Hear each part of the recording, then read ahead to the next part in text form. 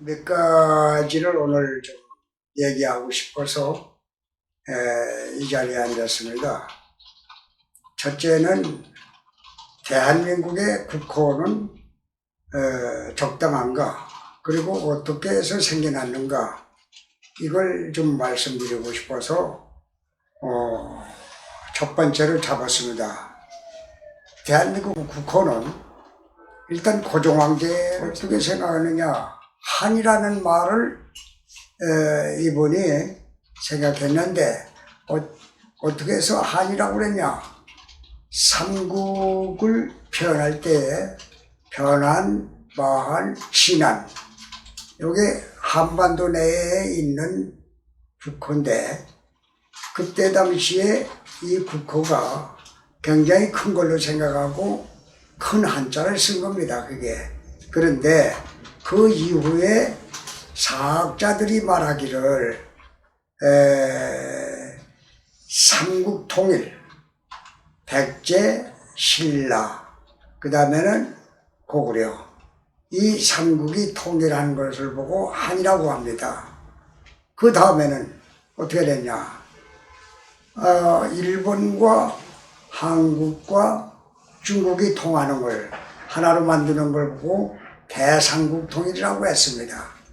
그래서 이걸 소원하다 보니까 한이라고 하는 말을 썼는데, 거기다가 대자를 하나 더 붙인 겁니다. 아주 확실하게 대한이라고 하는 걸 만들어야 되겠다. 그래서 대한제국, 좀 민주국가가 아니었으니까 고종황제는 대한제국이라고, 그 다음에는 또 대한민국이라고 이승만 대통령이 민국을 하나 집어넣은 거예요. 그래서 오늘날까지 대한민국이 돼가지고 모든 사람들이 공유하게끔 되어 있습니다. 대한민국은 민주공화국이다 하는 것까지 결론을 냈습니다. 그 다음에 우리는 그거는 정체성을 찾는데 상당히 필요한 겁니다. 그래서 우리가 대한민국 국민은 모두가 대한민국이라는 게 어떻게 해서 대한민국이라고 했느냐 하는 것을 빨리 이해를 하거나 깨달아야 된다고 봅니다. 그래서 첫 번째 국제를, 정체성을 얘기할 때는 대한민국서부터, 국호서부터 얘기가 돼야 된다고 봅니다. 두 번째,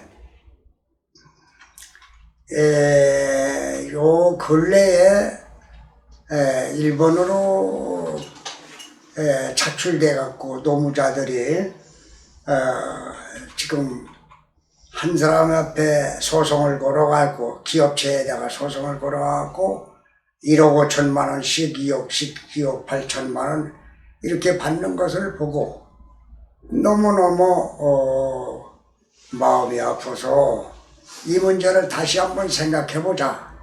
그게 뭐냐면, 이분들이 노력한 것 때문에 박정희 대통령이 한일 청구권 1965년에 결정해가지고 내놨는데, 그때 박정희 대통령이 말씀을 하신 것은 노무자에 대한 고통을 너무 생각하고, 그 다음에 보상 문제를 생각하다 보니까 거기에 10억이라고 하는 돈, 10억 불이라는 돈, 그것이 상당히 국가 발전하는 데는 기초자금이 필요해서 이 양반이 이것저것 따지지 아니하고 무조건 받아다가 우리나라의 기초적인 일에 국가 발전의 씨앗이 되는 것들을, 씨앗을, 바탕이 될 수 있도록 그걸 요청한 겁니다.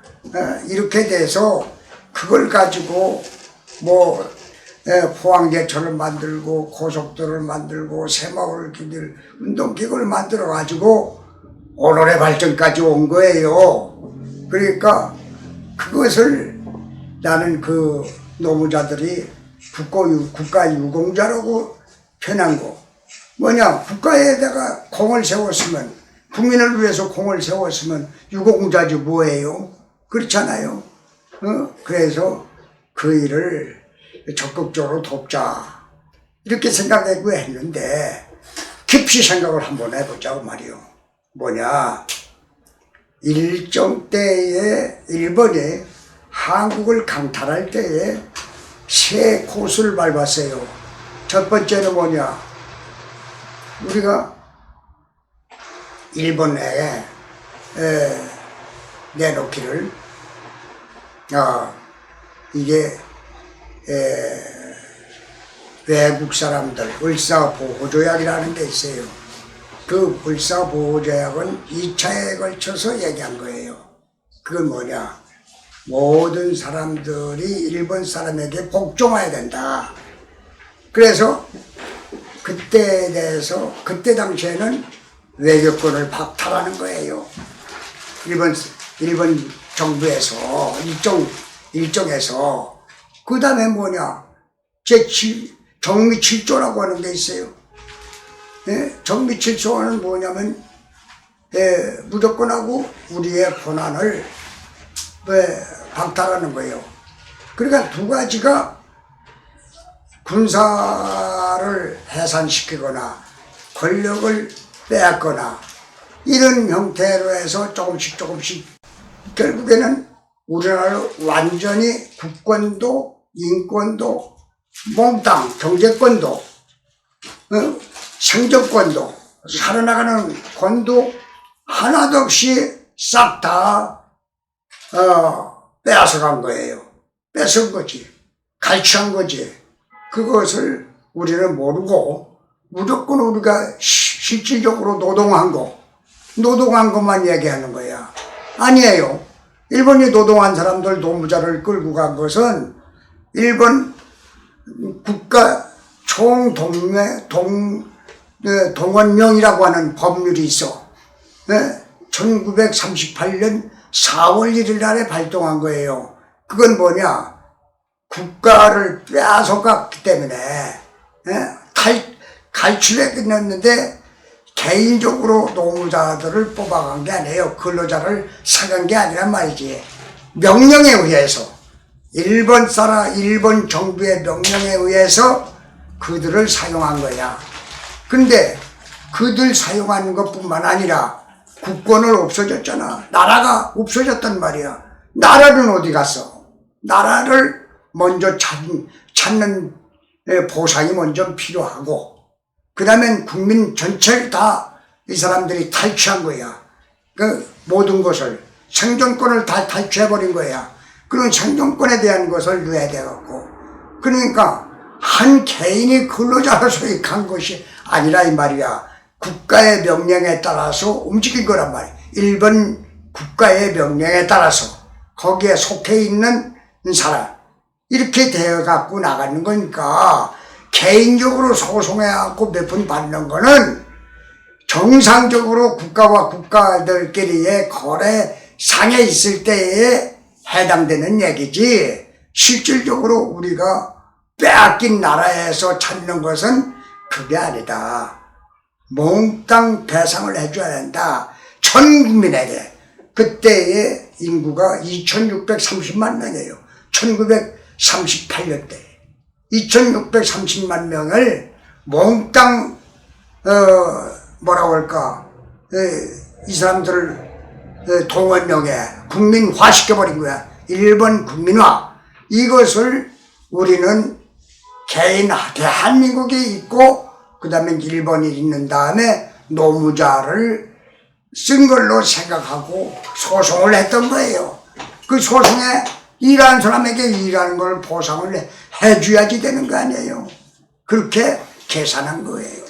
그러다 보니까 우리는 국권을 잃어버린 거, 영토 주권을 잃어버린 거, 이런 것들이 하나도 포함되어 있지 않다. 포함되려면 뭐냐? 첫째, 국민주권.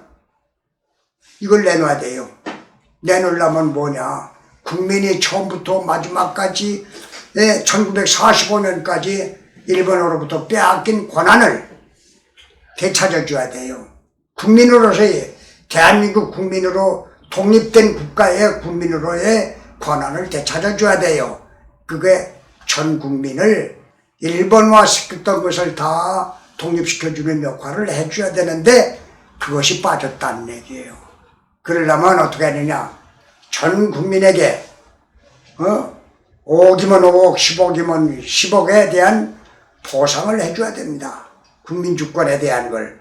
이렇게 해가지고 한국과 일본을 가장 가까운 동포들로서의 결합이 있어야 된다. 나는 그거를 요구하기 위해서 한미일 동맹국가 기구를 만들었어요. 이건 정치기구가 아닙니다. 평화운동기구지. 일본과 한국이 합작을 해서 일본이 얼마나 큰 일을 많이 합니까?